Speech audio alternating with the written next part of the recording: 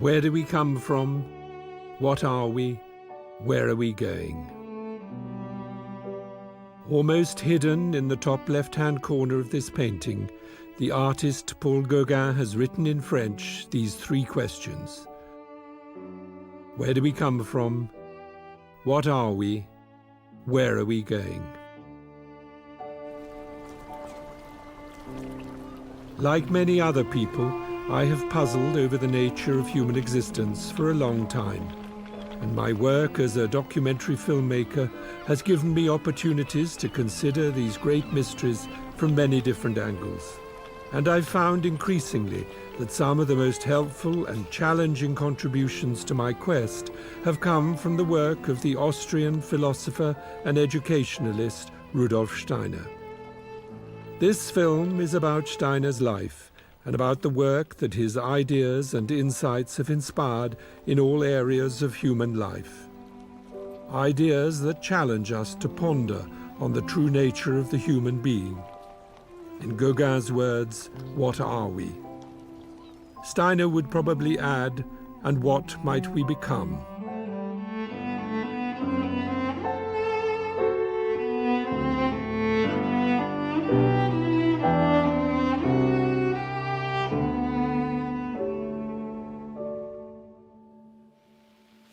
Rudolf Steiner challenges us to be more conscious and also, I think,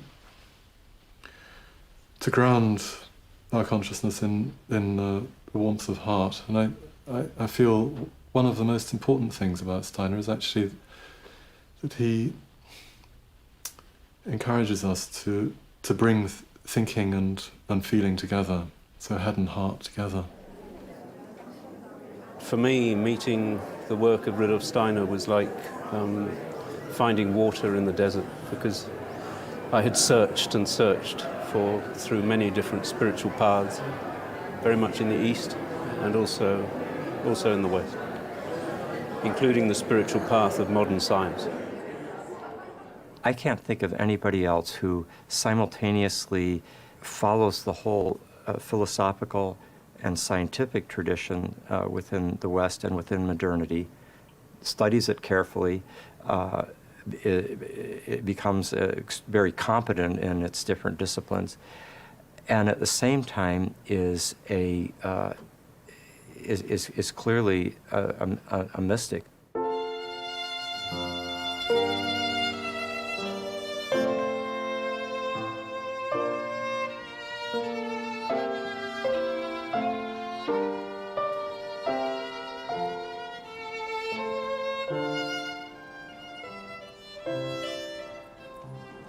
I think the challenge for me is to individualize what he has given. As he was in Norway, he almost always in his talks said, "Don't believe what I'm saying. You have to try it in life. Try it in life." And for me, that's my inner direction. I have to try it out and not just take it for granted it is like this. And then life becomes so exciting. I think really Steiner is about love. But it's hard to get to that realization because of so many thoughts. So many thoughts. But when I think of him, I don't always think of the thoughts, though I'm impressed by them, of course. I think much more of this man, traveling on drafty trains in the middle of the night to go to the next city to meet with, 9 people who are trying to figure something out, or people just scratching at him constantly for help. So he was a servant. So he wasn't a privileged person, he was a servant. So I think it's about love, really. Rudolf Steiner's influence, particularly through his indications about education, agriculture and medicine, is increasingly apparent.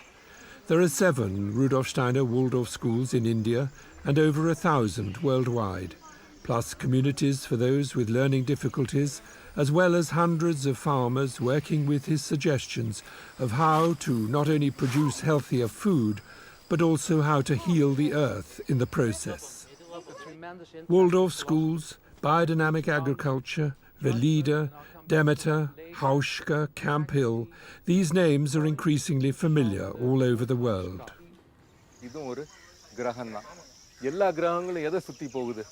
In South India, I visited a group of small-scale farmers learning about the influence not just of the sun and the moon on plant growth and health, but also of the planets, a reminder of what in many parts of the world is still not totally forgotten.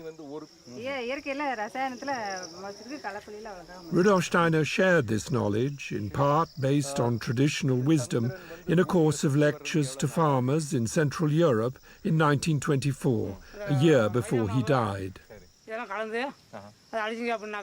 An awareness of the influence of the planetary constellations, and including when you sow what, is also central to biodynamic agriculture, a worldwide movement informed and inspired by that course of lectures, delivered at a time when farmers were already expressing concern about the effect that chemical fertilizers were having on the soil and on the health and quality of their produce.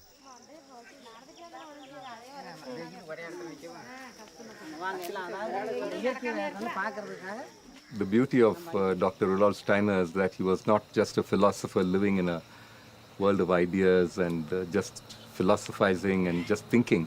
He brought all these ideas to practical human activity, whether it's agriculture, education, medicine, architecture.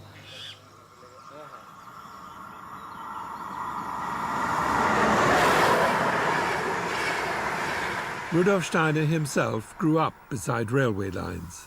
His father was a station master, and the exciting new world of trains was ever present.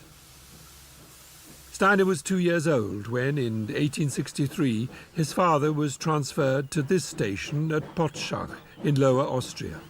He lived here until he was 8. Steiner wrote in his autobiography of his deep appreciation for the unspoiled landscape in which he grew up. Despite the new technology on his doorstep, life for the young boy was essentially simple but far from cozy.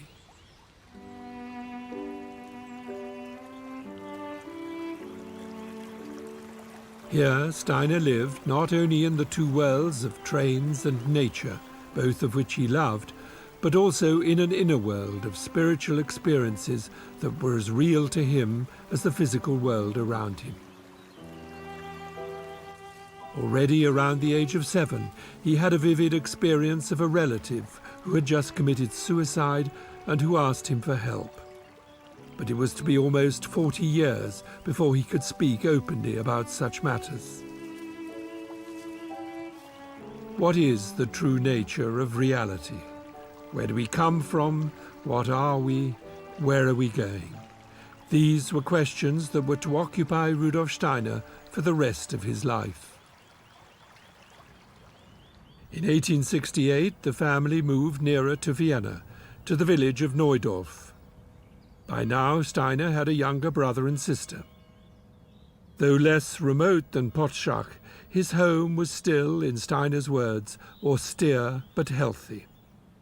He served as an altar boy at the local Catholic church, helped grow vegetables for the family, but the essence of his journey through childhood and youth, that long walk to school, was the story of a very bright but essentially lonely child, nudged by his father to study science and technology to qualify as an engineer on the railways, who was nevertheless thinking deeply about what he called the enigmas of existence, and already at the age of 14 studying the German philosopher Immanuel Kant. In 1879, at the age of 18, he passed his school leaving examination with distinction. For 3 years he'd given private tuition to fellow pupils in order, he wrote, to contribute at least a little of what my parents had to pay out of their meagre income for my schooling. And having attended a technical rather than a grammar school, he had had to teach himself Latin and Greek. From the Austrian countryside in which Steiner had grown up, as the son of a humble railway official, the move to Vienna was a huge step.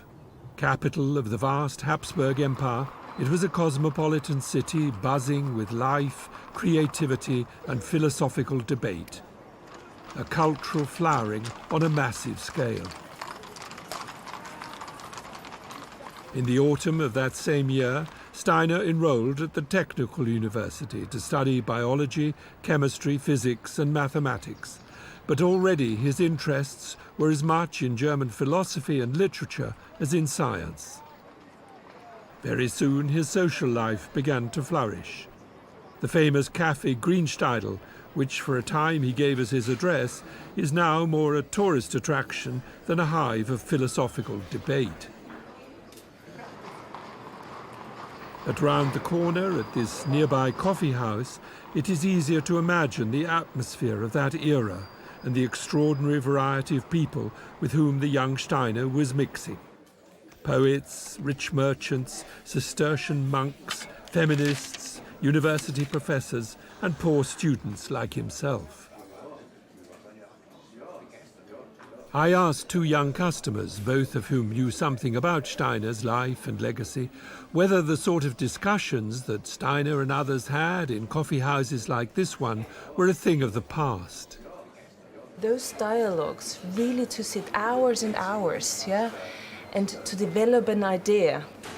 I think you can't find that in that way anymore. Do you think that's sad? In a way, yes, because I'm old-fashioned. But I'm quite open to new ways of dialogues. Yeah. And I think especially the communication through the net is an enormous chance. Yeah. Opportunity. Opportunity. Yeah. So you're optimistic about the future in that sense, are you? I'm very optimistic. Yeah. Yeah. And to me, the idea. It's always a question, how would Steiner act in those days? Yeah? Would he use the internet or not? I think he would. Yes, definitely. Yeah. He would be very, very open to our ways and our chances and our opportunities to communicate, to develop, to work together. Not everyone interested in Steiner's work would agree with Bipper about Steiner and the internet. Not only because he, like many others, recognized that technological advances, ever since the printing press, were no replacement for face-to-face human encounters, but also that the mindset behind such devices could, if we remain unconscious, take us on a slippery slope in which our entire world gradually becomes dehumanized. What Steiner made clear, however, is that all such decisions have finally to rest with the individual. His main message, especially to me, was or is that he wants us to stand up for our own ideas. And that's, especially in our time, not that easy. So for people, it's much more easy to put him into a box than to focus his message and follow the message. And I think he didn't want us to follow him. He wanted us to follow ourselves. Although Steiner had an increasingly wide circle of friends, he was at the same time following his own inner voice. But, like all of us, he needed his awakeners, people who actually change your life. On his regular train journey from home into Vienna, he met such a person, a man with whom he could at last share his inner life of spiritual experiences. Felix Koguski was a herbalist who travelled into Vienna to sell to apothecaries the medicinal herbs he'd gathered in the countryside.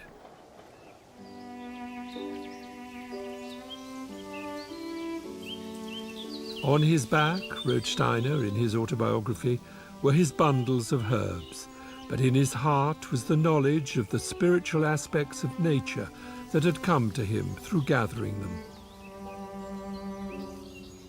Through Felix, Steiner learned that there existed a vast store of traditional wisdom that was soon to disappear completely from the folk culture of Central Europe. In his company, Steiner felt in touch with what he called a soul from ancient times, someone with the intuitive knowledge that he himself had experienced since childhood, and which he was already trying to understand and above all to anchor in the world of modern-day consciousness. But there was another ingredient that Steiner was to increasingly emphasize. For every step that we take in our search for this deeper wisdom, we need to take 3 steps in our moral development. A person should not be on this journey, he wrote some 25 years later, to accumulate learning as one's own treasure of knowledge, but in order to place this learning in the service of the world. Meanwhile, the young Steiner was to experience another great awakener, a man who was also to profoundly influence the course of his life. Among the great personalities of the German-speaking world, both past and present, he became inspired by the work of the literary giant Johann Wolfgang von Goethe, who had died some 50 years earlier. Not Goethe just as poet and novelist, but Goethe as scientist, particularly his work in anatomy, optics, and botany. Later, Steiner was to call him the Copernicus and the Kepler of the organic world. Goethe was a huge influence on Steiner, and Steiner felt that he discovered a kindred spirit in Goethe, because he was approaching the natural world with an open heart, and not as an object to be studied and measured and quantified, but rather as a world that was still imbued with something sacred. I think Goethe was very aware of the sacredness of nature, and that's why he wanted to approach it in a different way, with empathy, rather than with objectifying consciousness. But he still thought of himself as a scientist, didn't he, Goethe? He certainly did, because he was interested in knowledge, and in a type of knowledge that was a direct knowing, really a perceiving, to actually see into the spiritual workings of nature. So he was focused much more on the world of qualities than of quantities, and much more on what could be perceived by each person as a human being, unaided by any scientific instruments. So for him, scientific instruments tended to get in the way of really seeing what was living in nature. That's why he's so much at odds with the approach of mainstream science. Jeremy Nadler is a writer with a doctorate in theology and religious studies who makes his living as a gardener in Oxford. For Goethe, the human being is the most exact instrument. If you can develop that instrument into an organ of deep perception, then of course you'll see more and more in nature, and that's what Steiner was able to do. He developed himself as a spiritual instrument, I suppose. So he was perceiving much more than most people are able to perceive in the natural world, and he extended that to invisible worlds, of course. And was pointing to the fact that we all have this potential then. Absolutely. Yeah. It's not so easy to develop it, though. Yeah. But, one just has to keep working at it, really on a daily basis. What is your understanding of the key to working with it then? Well, when I go into the gardens, I'm very aware that the first thing I want to do is, I see weeds and, I see all sorts of things that need doing. So I want to get engaged with practical stuff. But I try to stop myself and just spend at least a few minutes with a plant and just observe it, just be with it. And there's something immensely centering and healing in doing that. And I feel it actually helps the rest of my day in the garden. You realize that there's a miracle there, really. And it's so easy to not see it. Yeah. But that would be true perhaps of life altogether. We just simply don't notice things, do we? We take things for granted. Yeah. Not just plants. That's absolutely true of life altogether. Goethe does provide a kind of transition, a foundation for a transition between, I might say, conventional day consciousness and what Steiner calls ultimately his spiritual science. That is to say, a way of engaging the world of spirit, the world of our own inner experiences, with as much surety and clarity as we do the outer world. I'm going to remind you of what we saw at the very beginning of our class. Remember, there was a little Wimshurst machine here that allows us to do something very similar, slightly different geometry, but basically a Arthur Zajonc is an American professor of physics at the University of Massachusetts, Amherst. Alongside his interest in Steiner, and through his connection with the work of the Dalai Lama, he is a pioneer in bringing the practice of meditation into academic circles. I asked Arthur to explain the young Steiner's interest in the philosopher Immanuel Kant, and in particular Steiner's rejection of Kant's hugely influential utterances on the limits to knowledge. The limits, the so-called limits to knowledge, are really the limits of a horizon. You know, if you stand on a mountaintop, you see further than if you're down in the valley. Well, but you got to get to the mountaintop, right?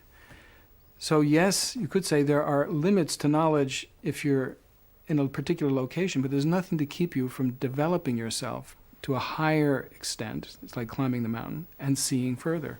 There'll still be a horizon, so you'll still experience a limit, but the limit is a subjective limit, not an objective statement about the way the world is organized. So yes, you could say Steiner recognized that there are, in the moment, certain limits to knowledge, but that these are not part of our human nature. Human nature is, in some ways, inexhaustible. Everything that can be known by the human being. We are, in that sense, in the image of God. We are filled with the potential for the most profound and extraordinary way of knowing.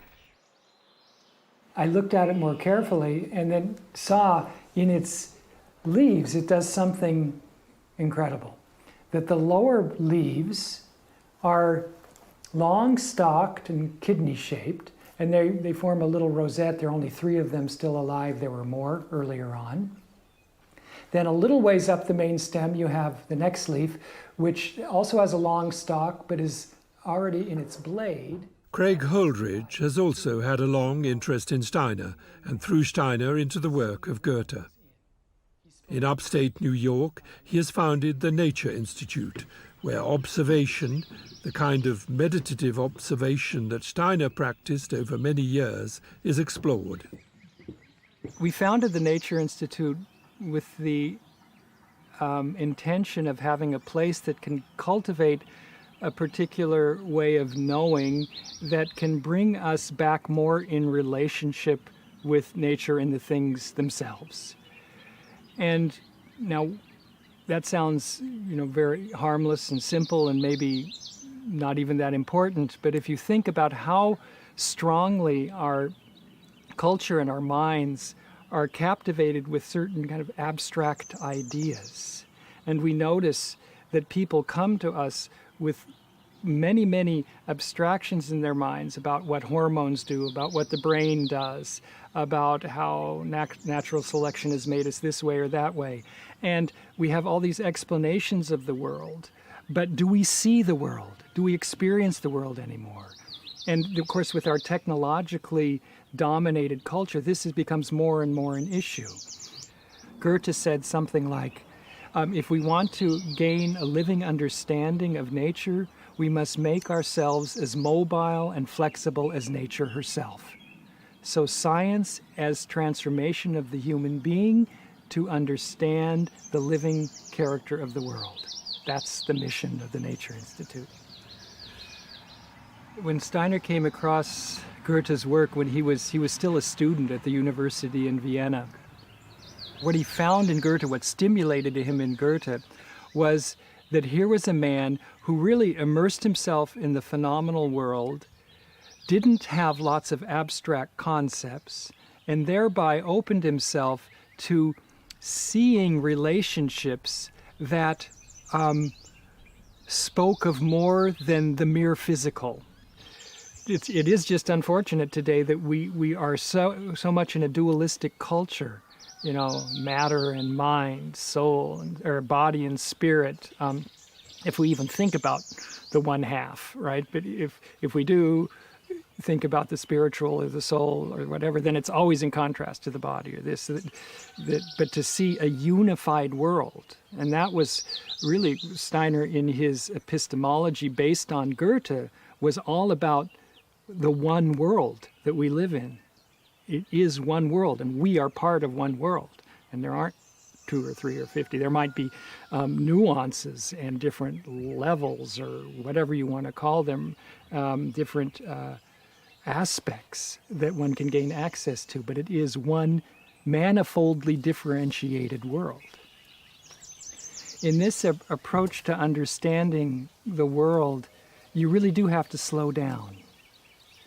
So I, sometimes thought about, this methodology or this aspect of the methodology, that it would be interesting to speak of, like one speaks of slow food today and slow money, to speak of slow science.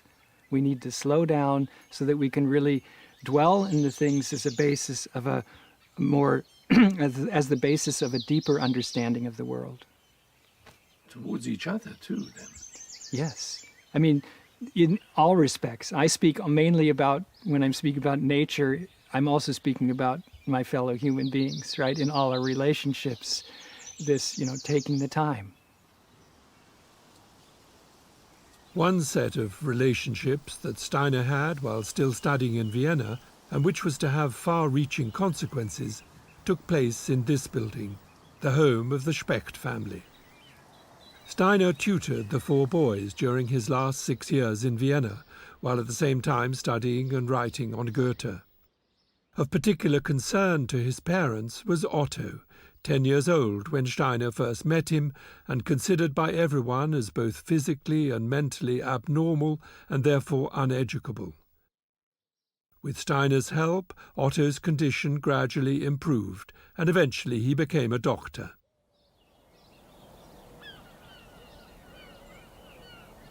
There is now a whole movement for therapeutic education, with schools and villages, not only here on the banks of the Severn Estuary in England, but all over the world. A movement inspired by the lecture Steiner gave in 1924, drawing on his experience with Otto, as well as on his own insights into the make-up of the human being and the abnormalities that can occur. Rudolf Steiner's own next challenge was the editing of Goethe's scientific papers, as well as writing his key book, The Philosophy of Freedom. In 1891, at the age of 30, he was awarded a doctorate of philosophy from the University of Rostock. A year earlier, he'd moved to Weimar. It was to be a lonely 7 years, working within the formality of the Goethe-Schiller archives and with no one with whom he could discuss his increasingly rich inner life of spiritual experiences. Meanwhile, his philosophical writings and insights remained largely unrecognized. I discovered Steiner when I was in my early 20s, and I was at Oxford. At the university, in a highly intellectualized environment, which I hated, and Studying philosophy, well, PPE, which includes philosophy. Philosophy was the thing that I was really interested in, keen on, and it was just agony for me. I hated it. It was Bertrand Russell and David Hume and every manner of reductionist thinker that you could imagine. And there was no real philosophy. And then I came across Steiner's work, and it was a godsend to me because there was someone talking about thinking, but in a completely different way from the abstract, intellectualized thinking that's practiced in the universities. So, can you describe what that view is then? I mean, what was this alternative? Well, one of Steiner's key books is The Philosophy of Spiritual Activity, or The Philosophy of Freedom, has those two different titles. And in that book he describes how thinking as an activity can be intensified so that it becomes a kind of dialogue with the world of spirit. And that seemed to me to be a path that I could follow. But when you say world of spirit, I mean, that can sound pretty weird to some people. Are you talking about talking to spiritual beings, or what do you mean by the world of spirit? Well, yes, I do. It may well sound weird, but I think that's the reality of it, yes. But of course, one's actually in a kind of inner dialogue with a world of thoughts, but the question is, what is the source of our thinking? Where do our thoughts come from? That's a living question, which I think anyone who's engaged with that question of what thinking really is obliged to ask. I mean, most people would probably say that our thoughts come from our brain. Most people probably would say that, yes. Well, I don't think that's actually correct. And even to the extent, of course, thinking is dependent on our having a brain. So if you cut my head off, I wouldn't be able to think. But it doesn't mean that the source of thinking is material.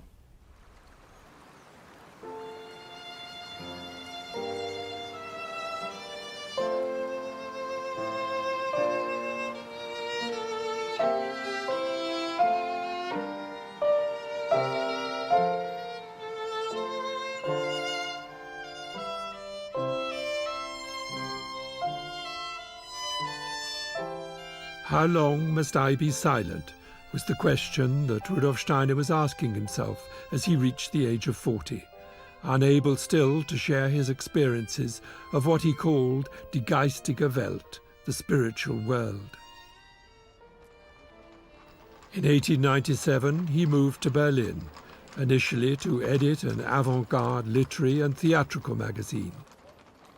But it wasn't only to intellectuals and artists that he was drawn. As a result, he was asked to give courses in history at a workers' educational institute, a post he held for 7 years.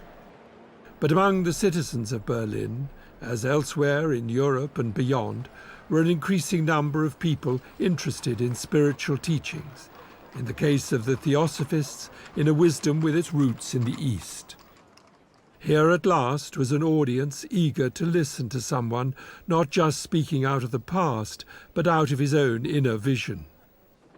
But what was becoming the most powerful experience of all finally brought about the break with many of these early followers. For the Theosophists, Jesus Christ was just one of many great teachers throughout history. For Steiner, Christ's incarnation, as a deed of huge cosmic significance, became a powerful and transformative experience.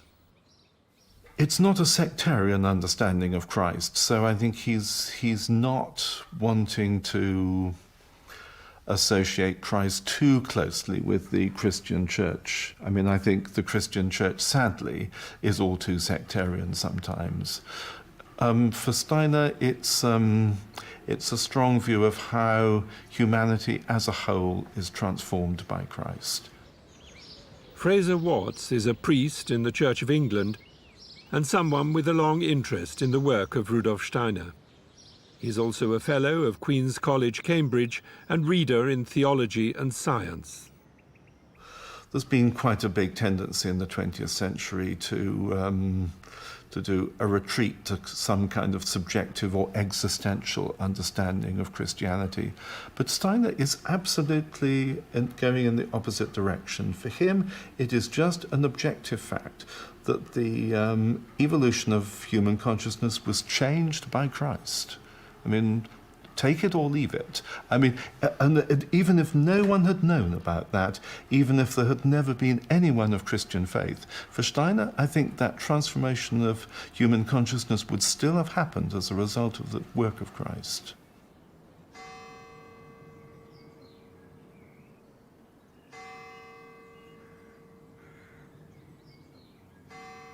The church at Potschach, in the village where Steiner lived until he was 8 years old. As a child and throughout his life, he was drawn to a great variety of people, priests included. In his autobiography, he describes his father as a free thinker. For Steiner himself, what increasingly mattered was knowledge, but the kind of knowledge in which science and religion, faith and reason are not at odds. A scientist of the invisible is how he has sometimes been described.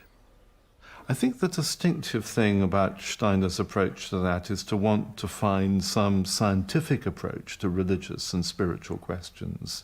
There are different ways of bringing science and religion into dialogue, but I think that's what's distinctive, to approach, I think he would say the spiritual rather than the religious, but to approach the spiritual in a scientific way. He clearly has exceptional powers. Because they're so unusual, it's hard to know quite how to characterize those, but he's clearly some kind of clairvoyant. And he's unusually disciplined and highly trained in the way he uses those clairvoyant powers. And he has such a serious sense of purpose to leave the world a better place as a result of his mission. And arising out of that, all this great outpouring of practical activity. And I don't know of anyone else who spans all those things, really, has the exceptional powers, is so disciplined with them, so purposeful and so practical. I think that's a unique contribution. Why is Steiner not better known, do you think? It's an interesting question why Steiner isn't better known. I think there are various reasons. There's something off-putting about his writings. I think that has to be said. What style, you mean? Yes. Style and content, I think. And also something off-putting about the society, the kind of following that he has sometimes built up around him, which can look rather too cult-like from the outside. Not at all what he wanted, I think, but it can look like that. The network of people interested in Steiner's ideas is worldwide and growing. Here in Hyderabad in South India, several hundred are gathering for a conference of the Asia-Pacific region of the Anthroposophical Society. Anthroposophy being the name Steiner chose for his movement after his break with the Theosophists. Most, if not all, of these people would reject the notion of a cult, in that as teachers, farmers, doctors and therapists, although interested and inspired by Steiner's insights, they are working hard to make these insights their own and to take them further, as well as to learn from important developments in education, science, medicine and psychology since Steiner's death nearly 100 years ago. I'm originally from the UK. I met anthroposophy 34 years ago in a school for handicapped children near Reading. It's now a Waldorf school. At that time it was a special school. Some severely disadvantaged children there. And I worked as the gardener. And my wife worked as the cook. And for me, meeting the work of Rudolf Steiner was like finding water in the desert.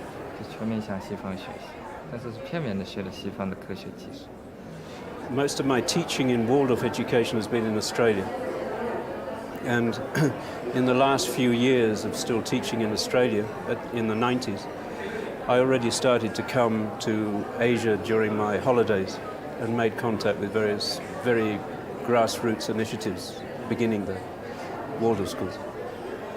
And little by little this grew, and now I work full-time, really, and particularly now in China and Taiwan. What is the response then to Steiner in that part of the world? It's exploding. It's phenomenal what is happening in China at the moment. I would say the people who come to the training courses and seminars and the initiatives that have started in China, those people, I would say, are hungry. They're really hungry to find meaning in their lives. They're hungry to connect with the outside world. And they're deeply grateful. That is my experience, and this is what gives me energy. The mainstream education in China is very, very tough, very, very competitive, and you know, the children, they're forced to study from very young, from kindergarten back to 3 years old. And more and more parents realize this is not what they want.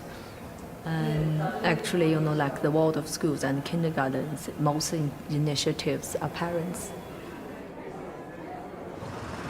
In India, as elsewhere in the world, what increasingly concerns many parents in particular is the stress their children experience, both in terms of the pressures of living in the modern world, but also the pressure of having to achieve, to score points, tick boxes, pass exams, all with the aim of eventually getting a good job.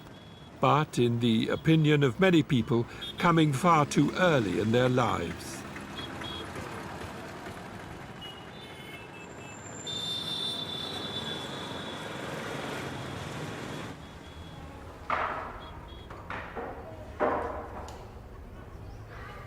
At Sloka's kindergarten in Hyderabad, the emphasis is on a very simple and rhythmic routine of creative play and stories, or simply having time to watch and wonder.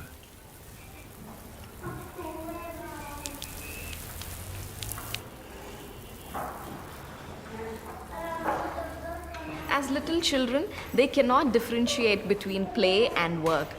For adults, we know that there's a play time and a work time, but children, play is as important because it's all imitation, that they imitate whatever they see. And actually, if they're like, I'm cutting fruit, they could be, you know, cutting an imaginary fruit there, but they're actually doing it. It could look as play for us, but for them, it's real work. What Steiner emphasized when he founded the first Waldorf school in 1919 in Stuttgart was that childhood has distinct phases, and that children not only have to grow up and learn the ways of the world, but also need time and space so that what each one brings into the world can unfold harmoniously. Trailing clouds of glory is how Wordsworth expressed it. Though some of the baggage we carry on our backs, maybe from past lives, is often far from glorious.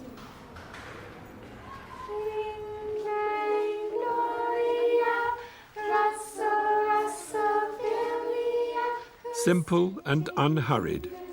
It is this atmosphere that is attracting more and more parents to Waldorf kindergartens all over the world. Here in upstate New York, in the Hawthorne Valley Waldorf School, I came across this growing awareness that if childhood is eroded, we are diminished as adults. There's a story, I think it's from Zorba the Greek, about him holding a butterfly that's just come out of a cocoon and wanting to see it fly. So he tries to blow on the wings to dry the wings before their time, before they're really strengthened and ready. And the butterfly ends up crumbling and unable to really fly, and its time was not yet come for it. So we're giving children time.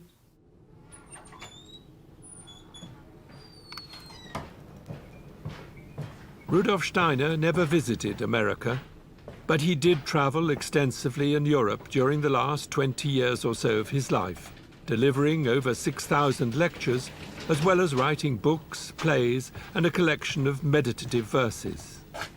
Walter Kugler is in charge of the archive related to Steiner's work up until his death in 1925. It's housed in the basement of this building, across the meadow from the Goetheanum in Switzerland, the centre of the Anthroposophical Society that Steiner founded. It replaced an earlier wooden building which Steiner designed and worked on with an international group of helpers for nearly 8 years, and which was destroyed by fire on New Year's Eve in 1922. Steiner drew up plans for the replacement, this time made not out of wood but of concrete, but he never lived to see its completion. In the following years he travelled all over Europe, lecturing and writing on esoteric subjects such as karma and reincarnation and cosmic evolution, as well as planting seeds, practical indications for renewal in all areas of human life, including the arts.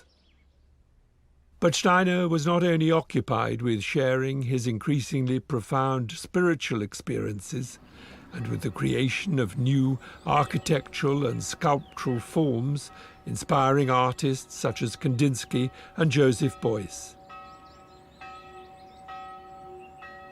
Despite problems with his health, he continued to travel, here on a visit to North Wales in 1923. By now, he was becoming deeply concerned about the situation emerging in the aftermath of the First World War, politically, socially, and economically. He feels that humanity is in a great battle. He's trying to help, really trying to save evolution from the dead end. Or one-sidedness. One-sidedness is a dead end. If it's unbalanced, it will break, it will crash, and it will bring terrible suffering. Well, see, Steiner feels we have already been through terrible suffering. There is terrible suffering in the world, cruelty, people, starving. That's an unbalance. So he's very interested in economics and in the proper way for a government and a community to form in order to really to save people from starvation and also from meaningless work. Great concern. He's not a Marxist, but he drank from that cup. He knew that Marx's critique of capitalism has some profound truth to it. It's a cruel system. Totalitarianism is also cruel.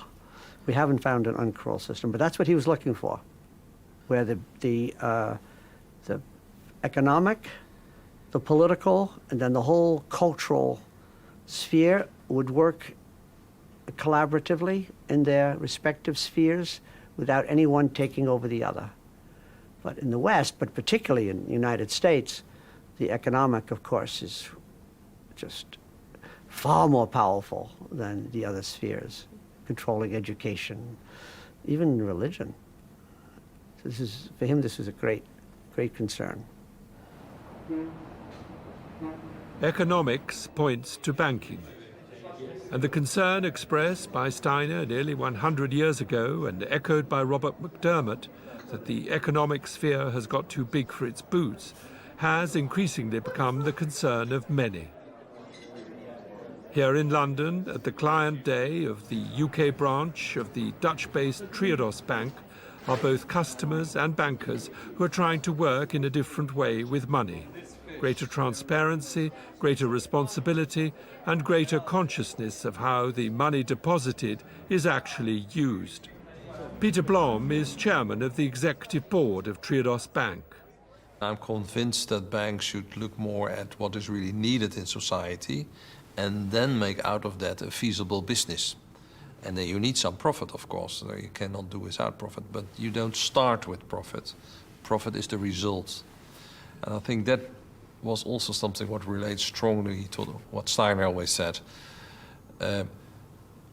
Profit is not something you aim for. Profit is something what is a sign of a healthy operation. It's emerging from a healthy transaction. And that is a much better way of looking at profit than putting it there as a goal, as an objective, and make everything work for that goal. With Steiner, he always had the human being in the back of his mind when he was talking about economics, about medicine or whatever. And that is an important element what we can learn about, because most of the thinking now, we exclude the human being. It's about a system, and the human being should fit into the system. And what he did was saying, well, let's take each human being as a starting point. And let's design something around that, what can work to serve human beings. And that deeper principle, I think, is quite important. And you cannot achieve that by just copying what he has said or just repeat what he has said. I think that's the challenge, maybe not so much for him, but for us to work with what he has brought to us. What Steiner brought was frequently in response to questions and to requests from individuals or professional groups, teachers, farmers, priests, artists and doctors. In April 1921, he gave a 3-week lecture course for a group of medical practitioners in Dornach, his base in Switzerland, during which he gave the first detailed and systematic introduction to anthroposophic medicine, and also spoke about mistletoe as a remedy for cancer. The essence of all such gatherings was the quest for a deeper understanding of the human being, without which, said Steiner, it has actually become impossible to investigate the true nature of health and disease. Steiner worked closely with the Dutch doctor Ita Wegman in bringing his insights about health and disease into practical application. And already back in 1912, together with his second wife, Marie von Sievers, and in connection with the mystery plays he was writing, Steiner had brought into being a new art of movement, both as a therapy and as an art form, that he called eurythmy.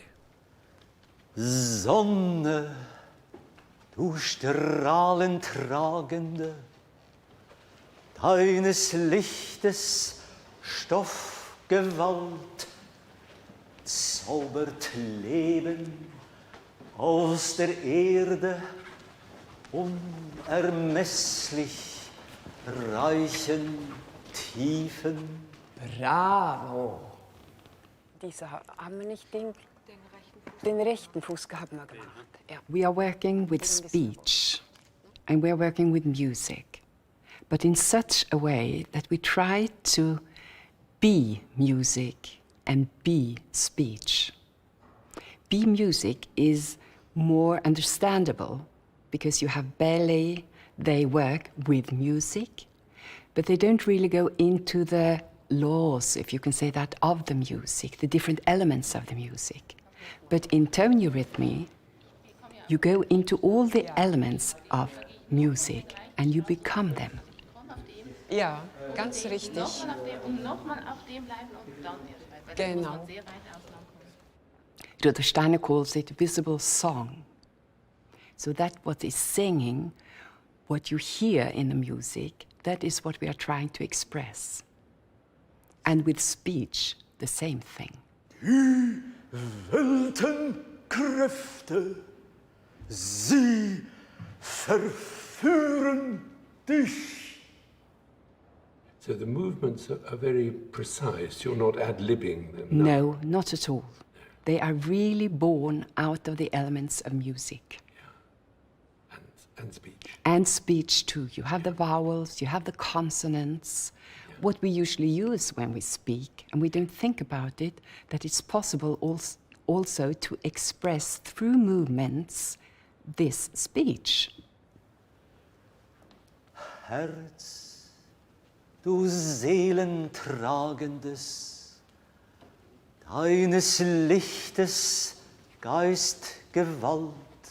Nur hier haben wir das Gleiche wie vorher, Seelentragende, nicht tragende. Margareta Solstad leads the Eurythmy Ensemble based at the Goetheanum in Switzerland, the centre of the now worldwide Anthroposophical Society.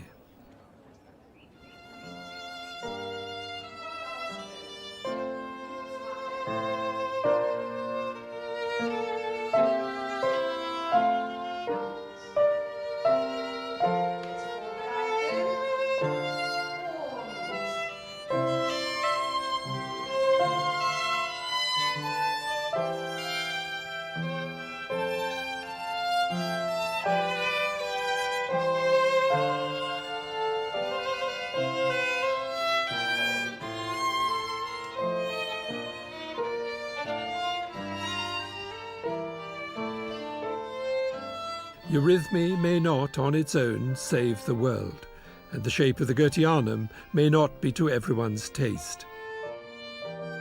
They are, however, attempts by Steiner to waken people's awareness to what is seemingly hidden behind the world of appearances. Eurythmy explores this other dimension in both music and speech. And for Steiner, it was not a case of spirit or matter, heaven or earth, but rather spirit and matter. There is only one world, but it is infinitely more complex and many-layered than a purely materialistic mindset is willing to acknowledge.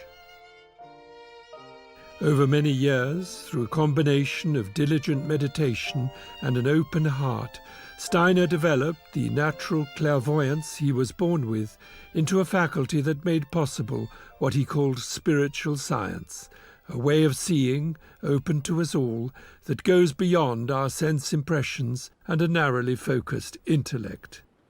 To help awaken the spiritual in the human being to the spiritual in the universe is how he once described his task. In other words, the human being is potentially, as the ancients taught, a microcosm of the macrocosm. Steiner was no longer silent, no longer alone, but he paid the price. He had stuck his head above the parapet and was shot at from many directions. In the 10 or so years to come, until his premature death in 1925 at the age of 64, there were indeed triumphs, but also tragedies. Yet despite exhaustion and illness, Steiner continued in his efforts to remind us of our evolutionary potential and that we are not alone in the universe. Indeed, that we are made in the image and likeness of God. Some listened, some not. Herein lay the challenge, both for him and now for us.